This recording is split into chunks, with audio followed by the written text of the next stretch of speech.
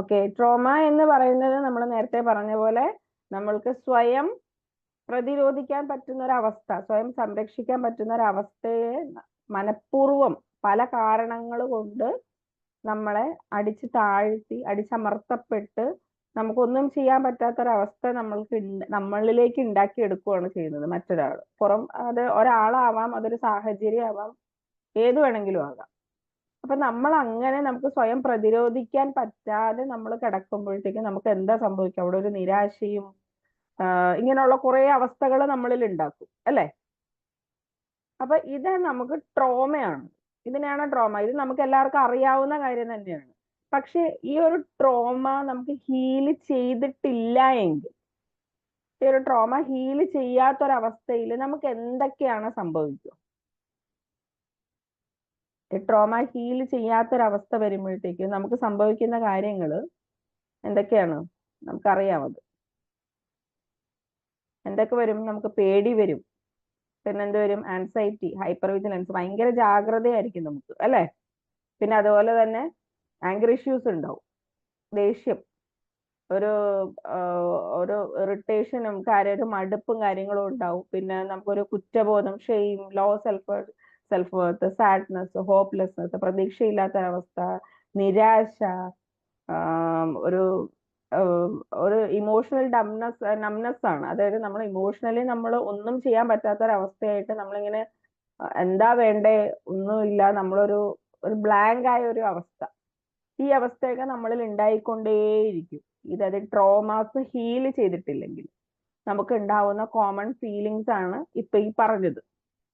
Okay,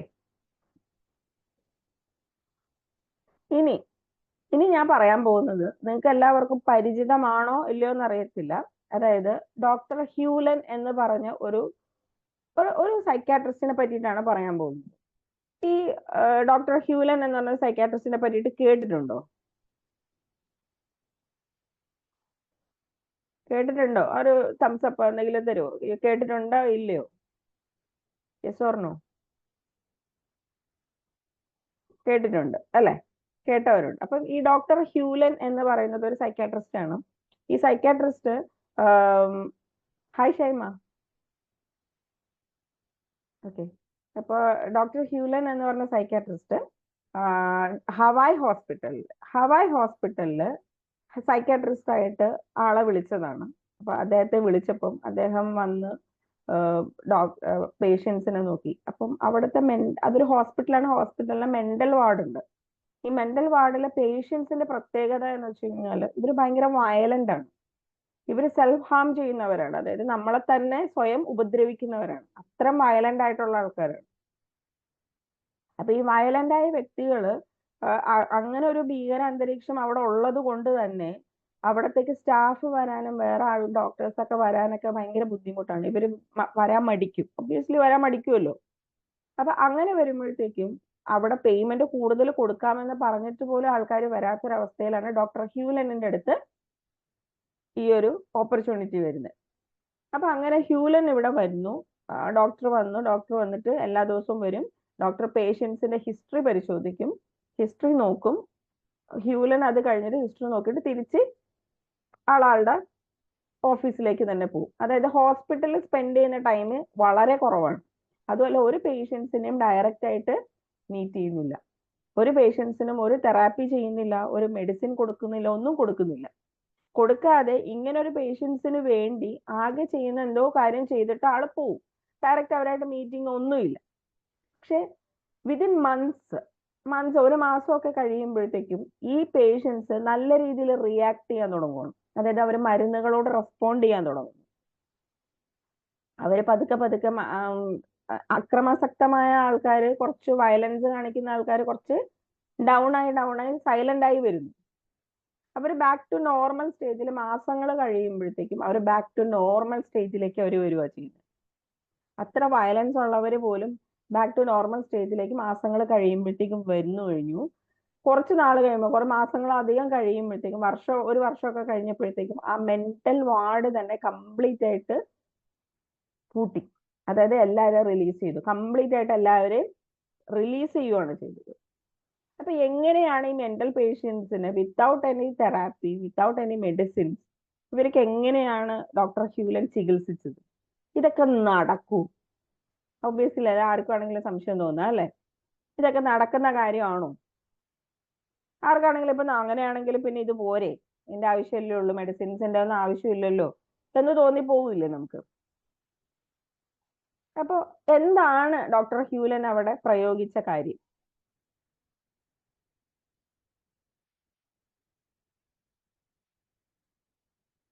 doctor ഹ്യൂലൻ അവിടെ പ്രയോഗിച്ച മെത്തേഡാണ് ഹോപ്നോപ്നോ.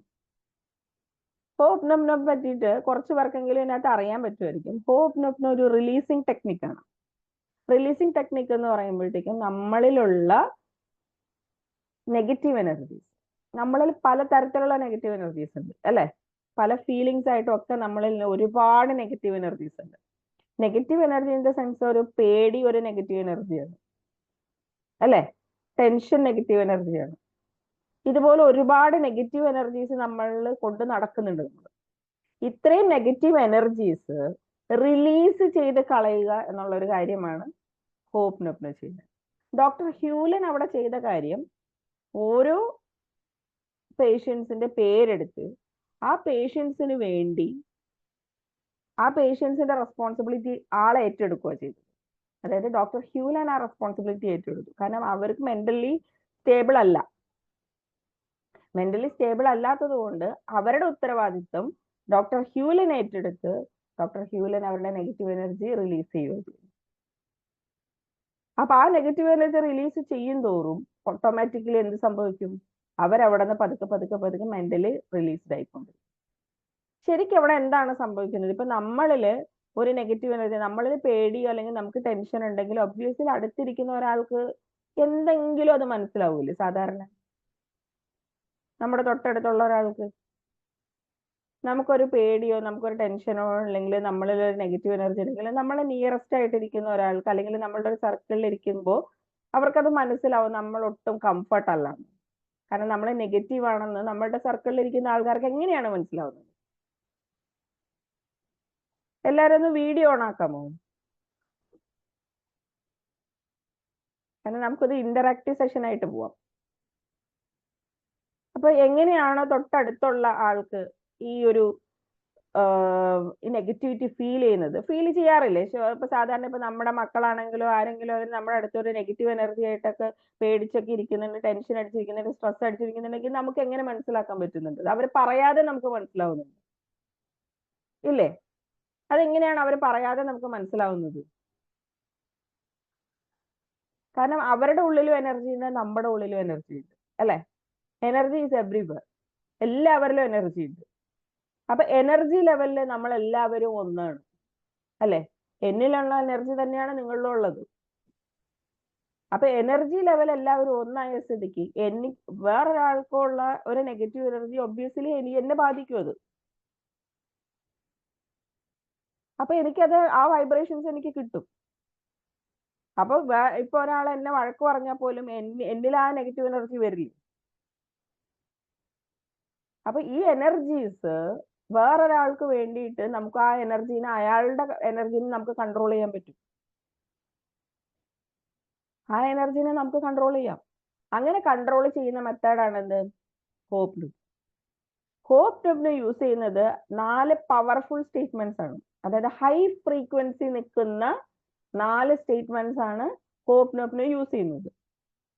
അതിൽ 1 ഐ എം സോറി ആണ്, 2 പ്ലീസ് ഫോർഗീവ് മീ ആണ്, 3 താങ്ക് യു ആണ്, 4 ഐ ലവ് യു ആണ്. ഈ 4 സ്റ്റേറ്റ്മെന്റ്സും മോസ്റ്റ് പവർഫുൾ ആയിട്ടുള്ള സ്റ്റേറ്റ്മെന്റ്സ് ആണ്, മോസ്റ്റ് ഫ്രീക്വൻസി ഉള്ള സ്റ്റേറ്റ്മെന്റ്സ് ആണ്. ഓക്കെ, ഇത് ഇത്രയും എന്താണ്? ജസ്റ്റ് തിയറിയാണ്. ഇനി നമുക്ക് തിയറി പറഞ്ഞിരുന്നാ മതിയോ? തിയറി പറഞ്ഞിരുന്നാ മതിയോ? തിയറി ഒക്കെ നമുക്കറിയാം അല്ലേ? അത് നമുക്കിപ്പോ വേണമെങ്കിൽ ഗൂഗിൾ ചെയ്താലും കിട്ടും തിയറി. നമുക്ക് എന്താ വേണ്ടത്? പ്രാക്ടീസ്. നമുക്ക് എന്താ വേണ്ടേ? പ്രാക്ടീസ്. പ്രാക്ടീസ് ചെയ്യാൻ ആരൊക്കെ റെഡിയാണ്? ഒന്ന് കൈപൊക്കി, ആരൊക്കെ റെഡിയാണ്?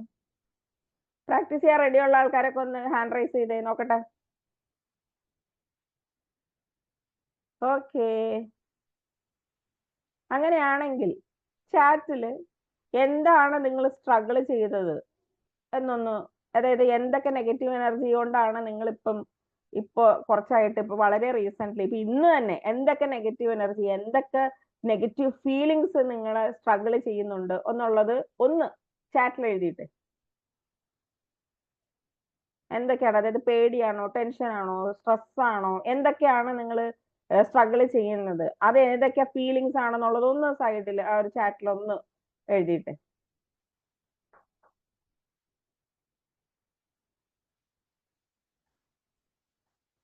Tension, stress, Kathryn.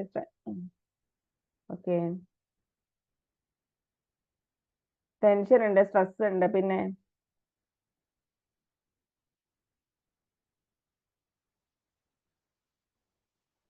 വേഗം വേഗം. Yes, fear, stress.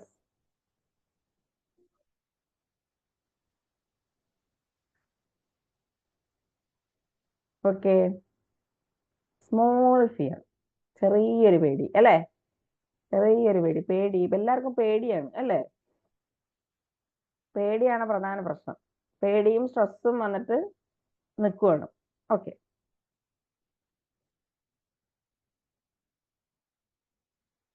ഇനി ഈ ഒരു, ഇപ്പൊ നമ്മൾ കുറച്ച് സ്ട്രഗിൾ ചെയ്യുമ്പോഴത്തേക്കും നമുക്ക് എന്താണ് ഫീൽ ചെയ്യുന്നത്? ഇപ്പൊ നമ്മൾ പറഞ്ഞു, നമ്മളിപ്പോ പേടിയാണെന്ന് നമ്മൾ ഓൾറെഡി പറഞ്ഞു. സ്ട്രഗിൾ ചെയ്യുന്നത് എന്താണെന്നുള്ളത്, ഇപ്പൊ നമ്മൾ ഫൈനാൻഷ്യൽ ഏരിയയിലാണോ സ്ട്രഗിൾ ചെയ്യുന്നത്, അതോ ഹെൽത്ത് ഏരിയയിലാണോ സ്ട്രഗിൾ ചെയ്യുന്നത്? അതും കൂടെ ഒന്ന് ടൈപ്പ് ചെയ്തിട്ടേക്കാം. ഏത് ഏരിയയിലാണ്? അതായത് നമ്മളെ ലൈഫിന്റെ 4 ഏരിയാസ് നമ്മൾ പറഞ്ഞു അല്ലെ? ഒന്ന് ഹെൽത്ത്, ഒന്ന് റിലേഷൻഷിപ്പ്, ഒന്ന് കരിയർ, ഒന്ന് മണി. ഈ 4 ഏരിയാസിലും ഏത് ഏരിയയിലാണ് നിങ്ങൾ സ്ട്രഗിൾ ചെയ്യുന്നത്?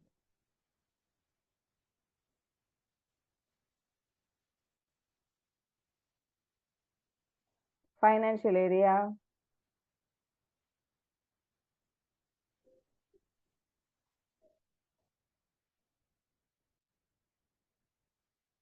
4 areas. Okay. Relationship area. Okay.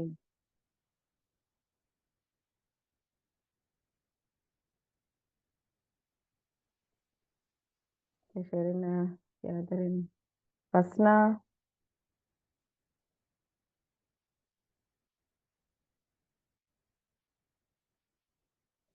Okay.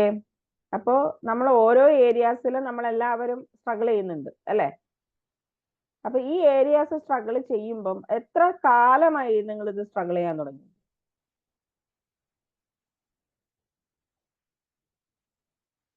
എത്ര കാലമായി? അതും കൂടെ ഒന്ന് ടൈപ്പ് ചെയ്തിട്ടേക്ക്. എത്ര കാലമായി നിങ്ങൾ ഇപ്പൊ ഇത് സ്ട്രഗിൾ ചെയ്യാൻ തുടങ്ങി?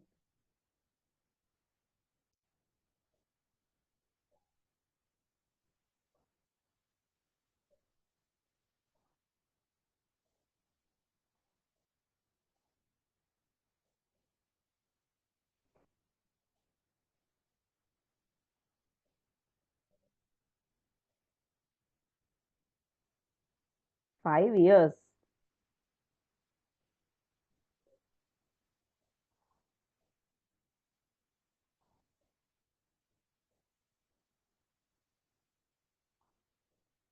Many years. Many years means നമുക്ക് ഒരു ഐഡിയ ഇല്ല എത്ര കാലമായി എന്നുള്ളത്. അതാണ് ഉദ്ദേശിച്ചത് മെനി ഇയേഴ്സ് എന്ന് പറയുമ്പോൾ.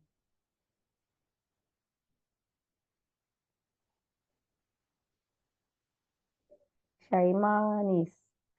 മെനി ഇയേഴ്സ് എന്ന് പറയുമ്പം എത്ര, ആ യെസ്, ഓക്കെ. ഒരുപാട് വർഷമായി. ഇത് കണക്കൊന്നുമില്ല. ഓക്കെ.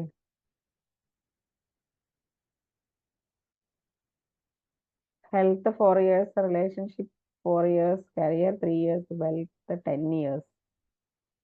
ഓക്കെ. ഓക്കെ. അപ്പോ നമുക്ക് തുടങ്ങാം. ഉം. ഇതിനകത്ത് ഏതൊരു ട്രോമേന്റെയും തുടക്കം, അതായത് വളരെ ബേസിക് ലെവലിൽ നിന്നാണ് നമ്മളിപ്പോ ഹീലിംഗ് തുടങ്ങുന്നത്. വളരെ ബേസിക് ലെവൽ. എന്താണ് വളരെ ബേസിക് ലെവൽ? എല്ലാവരും റെഡി അല്ലേ ഇമോഷൻസ് റിലീസ് ചെയ്യാനായിട്ട് അല്ലേ? ഇനി അടുത്ത 45 മിനിറ്റ് നമ്മള് ഇമോഷൻസ് റിലീസ് ചെയ്യാൻ പോവാണ്. റെഡി അല്ലേ? റെഡി അല്ലേ? തംസപ്പ് തന്നെ എല്ലാവരും റെഡി ആണെങ്കിൽ തംസപ്പ്. അടുത്ത 45 മിനിറ്റ്സ് ഫോൺ ആരും കയ്യിൽ വെക്കരുത്. ഫോൺ എവിടെയെങ്കിലും എടുത്തു വെച്ചിട്ട് വേണം ഇരിക്കാനായിട്ട്. കൈ പിടിച്ചിട്ട് നമുക്ക് ഹീലിംഗ് നടക്കാൻ പറ്റില്ല. അപ്പൊ ഫോൺ എവിടെയെങ്കിലും മാറ്റി വെക്കുക, നമ്മൾ റിലാക്സ്ഡ് ആയിട്ടിരിക്കുക. ഓക്കെ.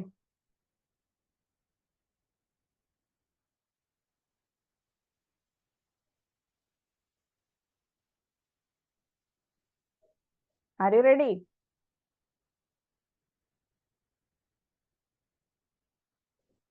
ആണെങ്കിൽ വീഡിയോ ഓൺ ആക്കി തന്നെ വെക്കുക കേട്ടോ.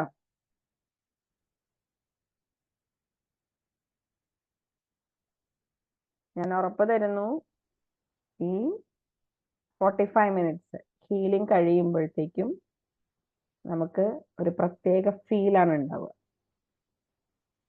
ഓക്കെ. ആ ഫീല് ചെയ്യാൻ എല്ലാവരും റെഡിയല്ലേ? ഫോൺ എടുത്ത് മാറ്റി വെക്കുക. ഷൈമ മാറ്റി തന്നെയല്ലേ വെച്ചിരിക്കുന്നത്, കയ്യിലല്ലല്ലോ? ഫസ്ന കയ്യിലല്ലല്ലോ വെച്ചിരിക്കുന്നത്? ഫോൺ എടുത്തൊന്ന് മാറ്റി വെക്കുക കേട്ടോ. ഫോൺ എവിടെയെങ്കിലും സ്റ്റേബിൾ ആയിട്ട് വെക്കുക, കുഴപ്പമില്ല.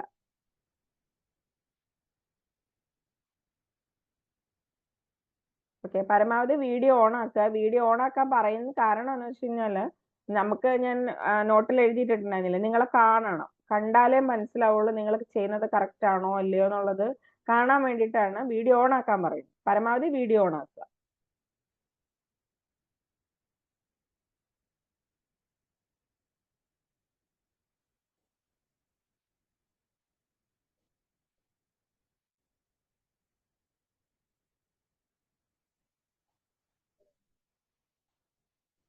ഓക്കെ. റെഡി അല്ലേ? തുടങ്ങാം. ആരുടെ കയ്യിൽ ഫോണില്ലല്ലോ? സ്ട്രെയിറ്റ് ആയിട്ട് ഇരിക്കുക. സ്ട്രെയിറ്റ് ആയിട്ട് ഇരിക്കുക.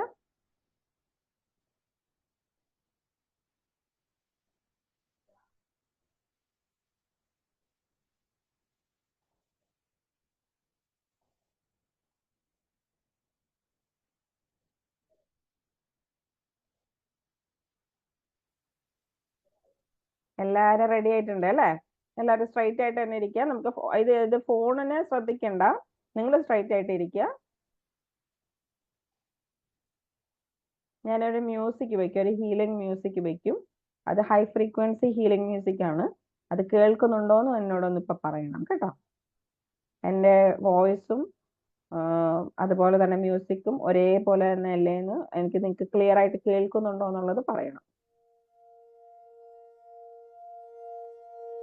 മ്യൂസിക് കേൾക്കുന്നുണ്ടോ? കേൾക്കുന്നുണ്ടെങ്കിൽ തംസപ്പ് തരാം കേട്ടോ.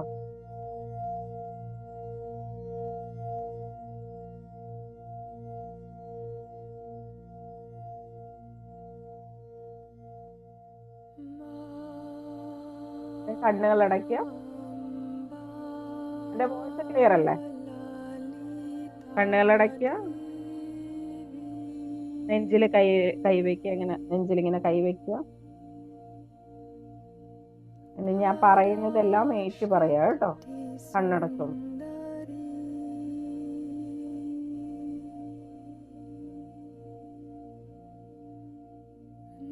കണ്ണുകൾ തുറക്കരുത്. ഒരു കാരണവശാലും ഞാൻ പറയുന്നത് വരെ കണ്ണുകൾ തുറക്കരുത്. ഞാൻ പറയുന്നത് ഏറ്റു പറയുക. കണ്ണുകൾ നിറഞ്ഞാലും ഒന്നും അതിനെ പിടിച്ചു നിർത്തരുത്.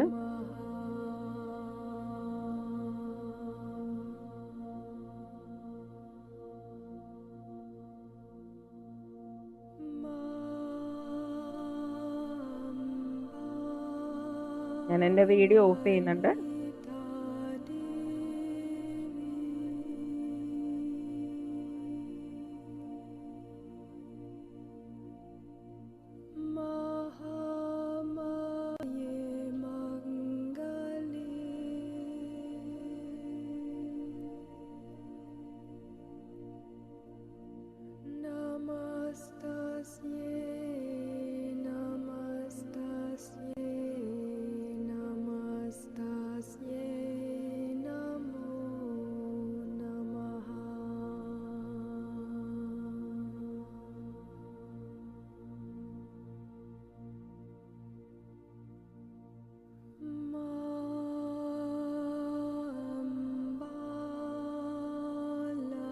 I'm sorry.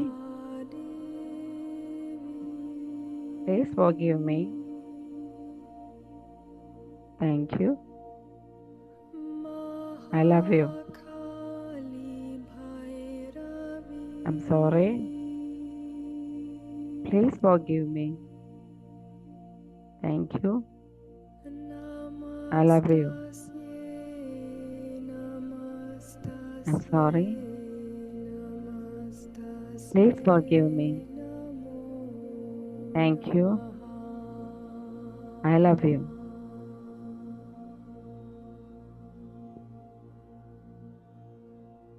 നിങ്ങളുടെ അമ്മയുടെ മുഖം മനസ്സിലേക്ക് കൊണ്ടുവരിക.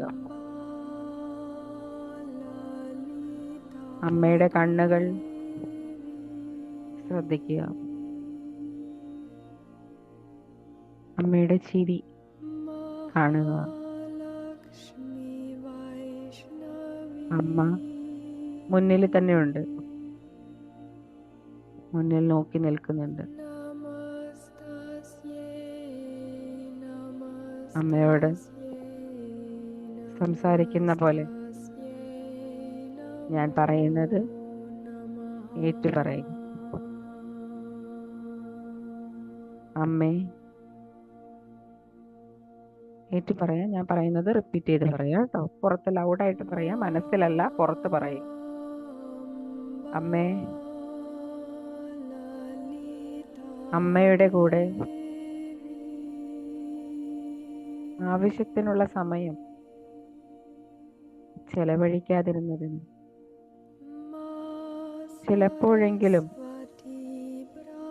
അറിഞ്ഞോ അറിയാതെയോ വേദനിപ്പിച്ചതിന് അമ്മ അങ്ങനെയാണ് എന്ന മുൻധാരണയോടെ അമ്മയെ കണ്ടതിന് സോറി അമ്മേ.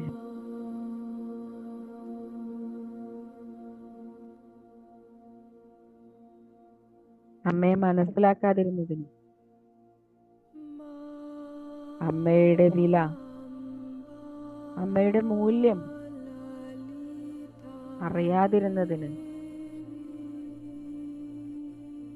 ആവശ്യത്തിന് ബഹുമാനിക്കാതിരുന്നതിന് പ്ലീസ് ഫോർഗീവ് മീ അമ്മേ.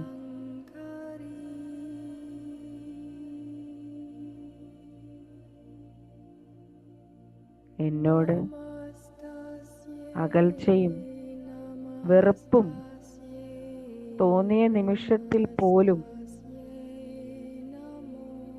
അമ്മ എനിക്ക് തന്ന സ്നേഹത്തിന്, സപ്പോർട്ടിന്, എനിക്ക് വേണ്ടി വേണ്ടാന്ന് വെച്ച എല്ലാ കാര്യങ്ങൾക്കും, എല്ലാ ത്യാഗങ്ങൾക്കും താങ്ക് യു അമ്മേ. ഞാൻ ഒരുപാട് സമയങ്ങളിൽ പറയണമെന്ന് ആഗ്രഹിച്ചിട്ടുണ്ടെങ്കിലും എനിക്കിതുവരെ പറയാൻ പറ്റിയിട്ടില്ല. പക്ഷേ ഞാൻ ഇപ്പോൾ പറയുന്നു, love you. I love you അമ്മേ. I love you mummy. എങ്ങനെയാണോ നിങ്ങൾ പറയുന്നത് അങ്ങനെ. അമ്മ എനിക്ക് ജീവനാണ്. അമ്മയില്ലാതെ എനിക്ക് പറ്റില്ല. അമ്മയുടെ വില ഞാൻ തിരിച്ചറിയുന്നു. അമ്മയെ ഞാൻ തിരിച്ചറിയുന്നു. അമ്മയുടെ സ്നേഹത്തെ ഞാൻ തിരിച്ചറിയും. ഈ നിമിഷം അത് ഞാൻ അറിയുന്നു. ഒരു ഡീപ് ബ്രെത്ത് എടുക്കുക. മൂക്കിലൂടെ ശ്വാസം അകത്തേക്ക് എടുക്കുക. മൂക്കിലൂടെ ശ്വാസം പതുക്കെ അകത്തേക്ക് എടുക്കുക.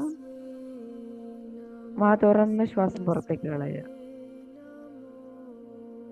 വെരി സ്ലോലി പുറത്തേക്ക് കളയാം. ഇനി അച്ഛൻ്റെ മുഖം അല്ലെങ്കിൽ ഫാദറിൻ്റെ മുഖം നിങ്ങളുടെ മനസ്സിൽ കൊണ്ടുവരിക. ഫാദറിന്റെ കണ്ണുകള് അത് കാണുന്നുണ്ട്, വ്യക്തമായി കാണുന്നുണ്ട് കണ്ണുകൾ. ഫാദറിനെ കാണാം, ഫാദറിന്റെ ചിരി കാണാം. അതാ നോക്കി നിൽക്കുന്നുണ്ട്,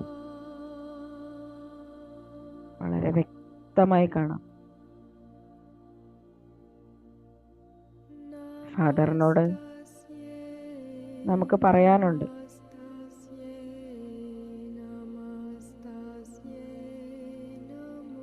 ഞാൻ പറയുന്നത് റിപ്പീറ്റ് ചെയ്യും,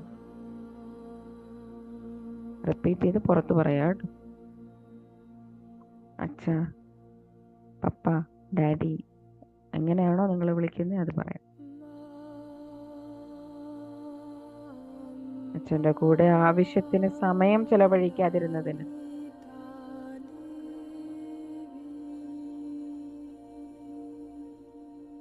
ചിലപ്പോഴെങ്കിലും അറിഞ്ഞോ അറിയാതെയോ വേദനിപ്പിച്ചതിന്, അച്ഛൻ അങ്ങനെയാണ് എന്ന മുൻധാരണയോടെ കണ്ടതിന് സോറി, സോറി അച്ഛ. അച്ഛനെ മനസ്സിലാക്കാതിരുന്നതിന്, അച്ഛന്റെ മൂല്യം തിരിച്ചറിയാതിരുന്നതിന്, ആവശ്യത്തിന് ബഹുമാനിക്കാതിരുന്നതിന്, പ്ലീസ് ഫോർഗീവ് മീ.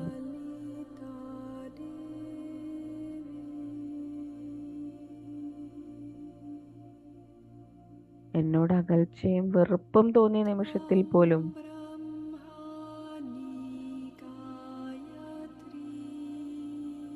എനിക്ക് തന്ന സ്നേഹത്തിനും സപ്പോർട്ടിനും, എനിക്ക് വേണ്ടി ചെയ്ത, എനിക്ക് വേണ്ടി വേണ്ടാന്ന് വെച്ച എല്ലാ ത്യാഗങ്ങൾക്കും, എല്ലാ കാര്യങ്ങൾക്കും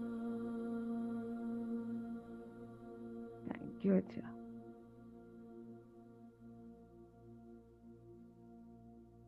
ഞാൻ ഒരുപാട് സമയങ്ങളിൽ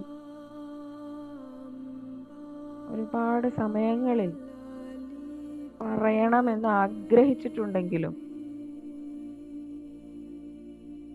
എനിക്ക് പറയാൻ സാധിച്ചിട്ടില്ല. പക്ഷെ ഇപ്പോൾ ഞാൻ പറയുന്നു,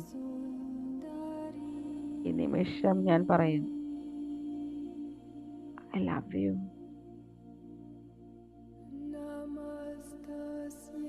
ഇതിനെനിക്ക് ജീവനാണ്.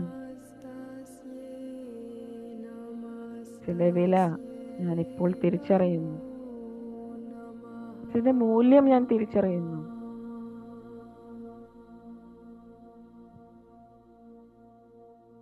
അച്ഛൻ എനിക്ക് വേണ്ടി ചെയ്തു തന്ന എല്ലാ കാര്യങ്ങളും ഞാൻ തിരിച്ചറിയുന്നു. അച്ഛൻ എനിക്ക് വേണ്ടി വേണ്ടാന്ന് വെച്ച കാര്യങ്ങളും ഞാൻ തിരിച്ചറിയുന്നു.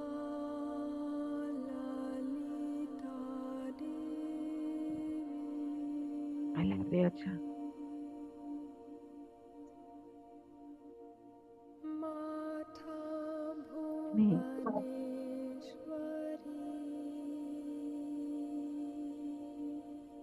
നിങ്ങളെ ഏറ്റവും കൂടുതൽ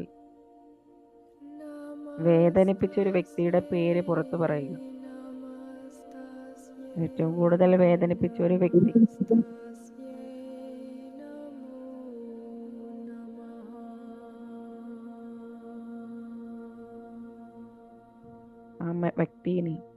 ആ വ്യക്തിയെ മനസ്സിൽ കാണുക. ആ വ്യക്തിയുടെ പേര് ഉറക്കെ പറയുക.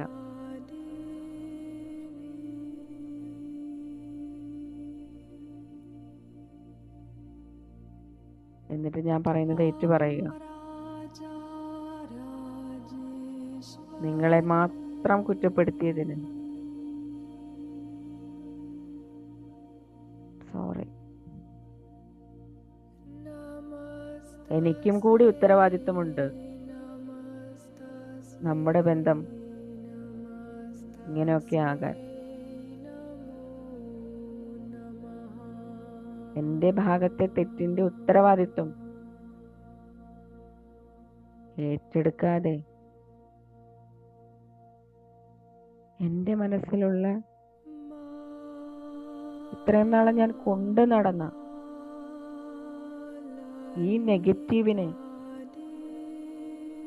കൂടെ കൂട്ടിയതിന്, പിടിച്ചു നിർത്തിയതിനും,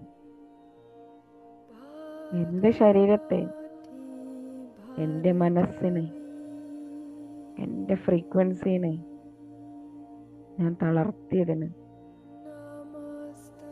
പ്ലീസ് ഫോർഗീവ് മീ.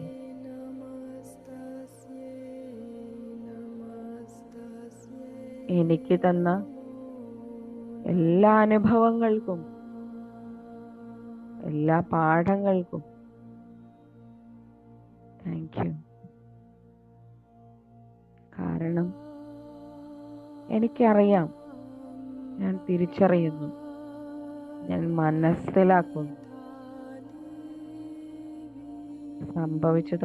സംഭവിച്ചതൊക്കെ എനിക്ക് വളരാൻ സഹായിച്ചിട്ടേ ഉള്ളൂ.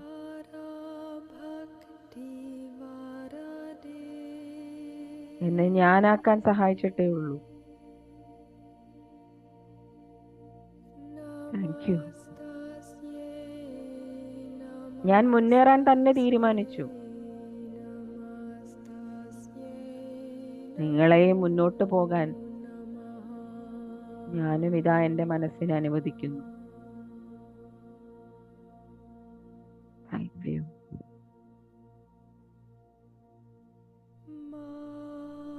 ഒരു ഡീപ് ബ്രെത്ത് എടുക്കുക. മൂക്കിലൂടെ ശ്വാസം അകത്തേക്ക് വലിക്കുക. വായിലൂടെ ശ്വാസം പതുക്കെ, വെരി സ്ലോലി വായിലൂടെ ശ്വാസം തുറന്ന് പുറത്തേക്ക് കളയാം. വെരി സ്ലോലി പുറത്തേക്ക് കളയാം. Very slowly. മൂക്കിലൂടെ ഒന്നുകൂടെ ശ്വാസം എടുക്കുക.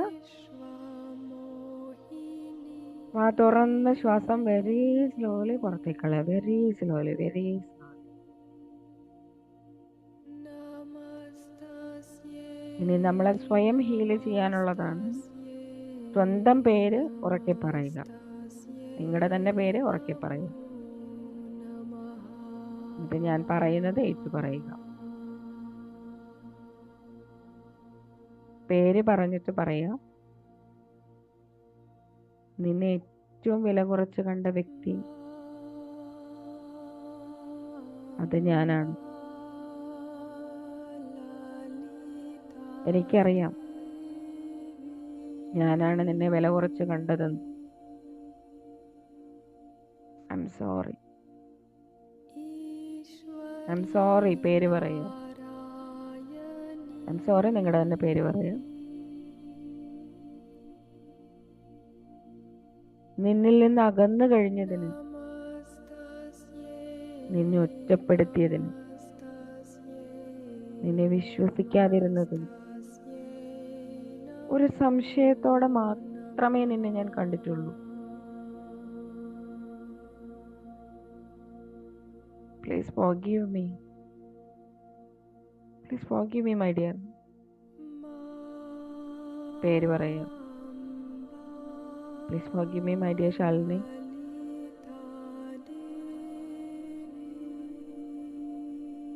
ഇത്ര മനോഹരമായ ജീവിതം എനിക്ക് തന്നതിന്, എനിക്ക് ഈ പ്രപഞ്ച ശക്തിയോടുള്ള ബന്ധം നിലനിർത്തുന്നതിന്, എൻ്റെ ആത്മാവിനോട് ഞാൻ നന്ദി പറയുന്നു.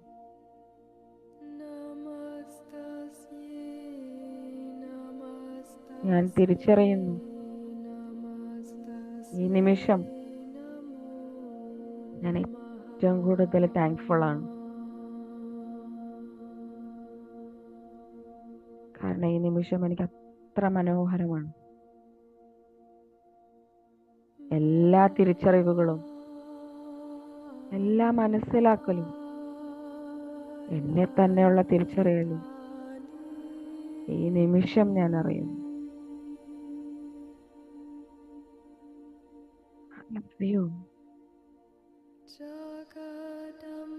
നിന്നെ ആര് സ്നേഹിച്ചാലും ആര് സ്നേഹിച്ചില്ലെങ്കിലും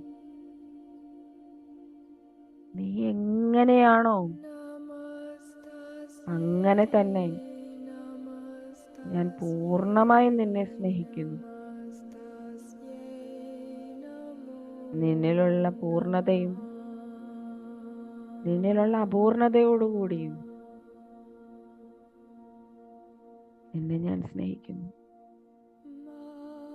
നിന്നെ ഞാൻ അംഗീകരിക്കുന്നു. 100% നിന്നെ ഞാൻ അംഗീകരിക്കുന്നു. I love U. പേര് പറയുക. ഐ ലവ് യു പേര് പറയും. 2 കൈകളും തോളിൽ ക്രോസ് ചെയ്ത് പിടിക്കുക. നമ്മൾ ഹഗ് ചെയ്യുന്ന പോലെ, കെട്ടിപ്പിടിക്കുന്ന പോലെ നമ്മൾ ക്രോസ് ചെയ്ത് പിടിക്കുക. ഒരു തല മാത്രം ഒരു ഷോൾഡറിൽ ചായച്ചു വയ്ക്കുക. തല നമുക്ക് ഒരു ഷോൾഡറിലേക്ക് ചായച്ചു, നമ്മൾ കെട്ടിപ്പിടിച്ചിട്ട് ചായ ചെയ്യുന്ന പോലെ നമ്മുടെ ഒരു ഷോൾഡറിലേക്ക് നമ്മൾ തല ചായച്ചു വയ്ക്കുക. ഇനി ഞാൻ പറയുന്നത് ഏറ്റു പറയുക. നിന്നെ ഒറ്റയ്ക്കാക്കിയതിന് സോറി. നിന്നെ തിരിച്ചു കിട്ടിയതിന് താങ്ക് യു. ഞാൻ ഒരിക്കലും നിന്നെ ഒറ്റയ്ക്കാക്കില്ല. എൻ്റെ കൂടെ ഞാൻ എന്നും ഉണ്ടാകും. എന്നും നിന്റെ ഏത് സമയത്തും നിന്റെ കൂടെ ഞാനുണ്ട്. നിന്റെ തെറ്റിലും നിന്റെ ശരിയിലും എല്ലാം ഞാൻ നിന്റെ കൂടെയുണ്ട്. ഈ നിമിഷം മുതൽ ഞാൻ നിന്റെ കൂടെയുണ്ട്.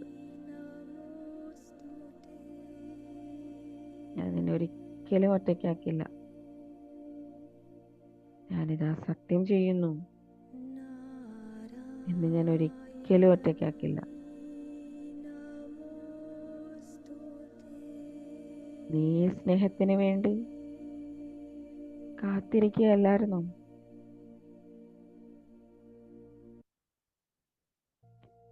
അല്ലേ? നീ സ്നേഹത്തിന് വേണ്ടി കാത്തിരിക്കുകയല്ലായിരുന്നോ? ഉത്തരം പറയൂ.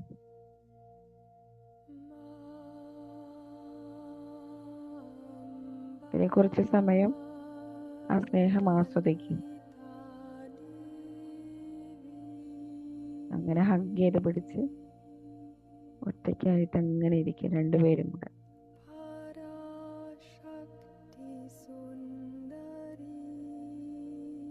ആ സ്നേഹം അനുഭവിക്കുക, ആസ്വദിക്കുക.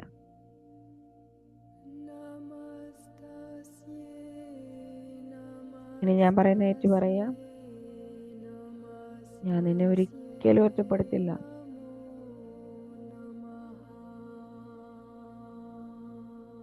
ഒരിക്കലും നിന്നെ ഞാൻ ഒറ്റപ്പെടുത്തില്ല.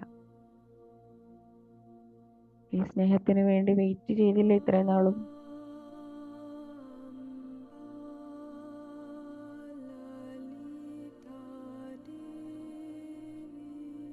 കൈകളെടുക്കുക, പതുക്കെ 2 കൈയിൽ നിന്നും എടുക്കുക.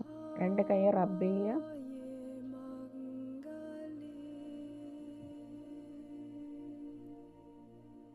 ഫാസ്റ്റിൽ റബ്ബ് ചെയ്യുക.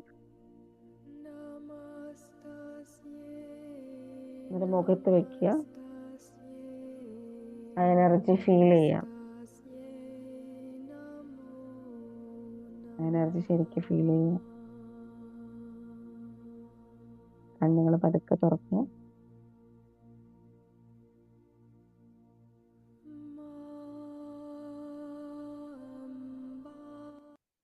ഡേ 1 നമ്മൾ ഇങ്ങനെ ഒരു കാര്യം നമ്മൾ ചെയ്തത്.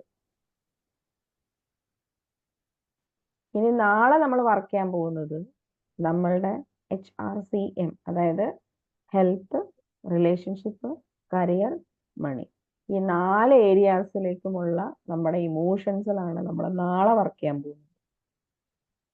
ഓക്കെ, ഇന്ന് നമ്മൾ ബേസ് ഇമോഷൻസിലാണ് വർക്ക് ചെയ്തത്. നാളെ നമ്മൾ ഓരോ ഇമോഷൻസും എടുത്തിട്ട് വർക്ക് ചെയ്യും. 4 ഇമോഷൻസിൽ നമ്മൾ വർക്ക് ചെയ്യും.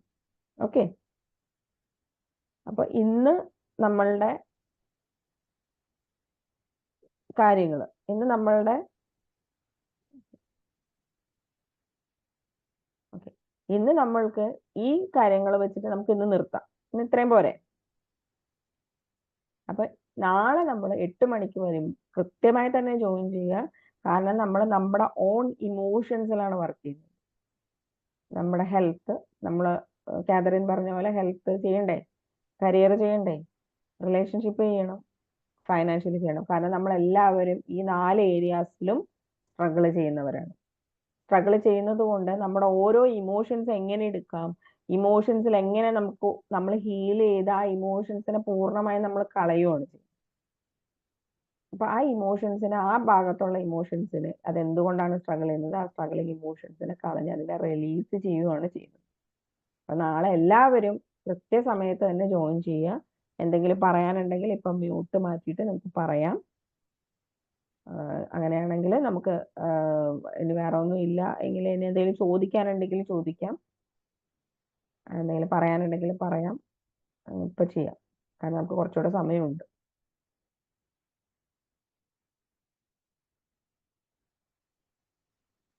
എന്തെങ്കിലും പറയാനുണ്ടോ?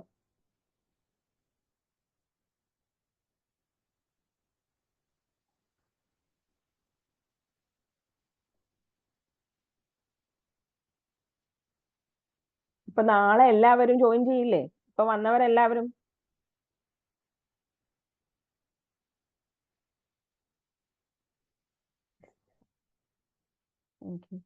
ഇപ്പൊ നാളെ ജോയിൻ ചെയ്യുമെങ്കിൽ എല്ലാവരും ഒരു തംസ് അപ്പ് തന്നെ എനിക്ക് ചാറ്റിൽ നോക്കട്ടെ.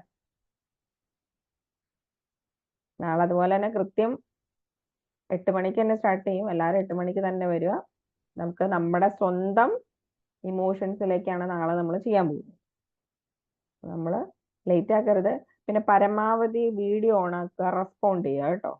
കാരണം നമുക്ക് അങ്ങനെയാണെങ്കിൽ ഇത് ജസ്റ്റ് ഒരു വീഡിയോ ചെയ്യുന്ന പോലെ തോന്നും. ആകെ കാതറിൻ മാത്രം ഓൺ ആയിട്ടുള്ളൂ. അപ്പൊ നമുക്ക് ബാക്കിയുള്ളവരും ഓൺ ആക്കുക. ഓൺ ആക്കിയിട്ട് നമുക്കതൊരു ഇന്ററാക്ഷൻ പോലെ തന്നെ പോകണം. കാരണം നിങ്ങൾക്ക് എന്തെങ്കിലും ഞാൻ ചോദിക്കുമ്പോൾ റെസ്പോണ്ട് ചെയ്യാലോ. എന്തെങ്കിലും ചോദിക്കാനുണ്ടെങ്കിൽ ചോദിക്കാം, അല്ലെങ്കിൽ ചാറ്റിൽ എഴുതിയിടാം. അങ്ങനെയാണെങ്കിൽ നമുക്ക് അതിനിപ്പോൾ റെസ്പോണ്ട് ചെയ്യാം. കാരണം ഇപ്പൊ കുറച്ച് സമയം കൂടെ ഉള്ളത് കൊണ്ട് നമുക്ക് അങ്ങനെ നോക്കാമെന്ന് വിചാരിച്ചിട്ടാണ്. ഒന്നും ഇല്ലെങ്കിൽ നമുക്കിത് വൈൻഡപ്പ് ചെയ്യാം. ഒന്നും ഇല്ലെങ്കിൽ ഒന്നുമില്ല എന്നൊന്ന് എഴുതിയിട്ടാൽ മതി. അങ്ങനെയാണെങ്കിൽ നമുക്കിത് വൈൻഡപ്പ് ചെയ്യാം.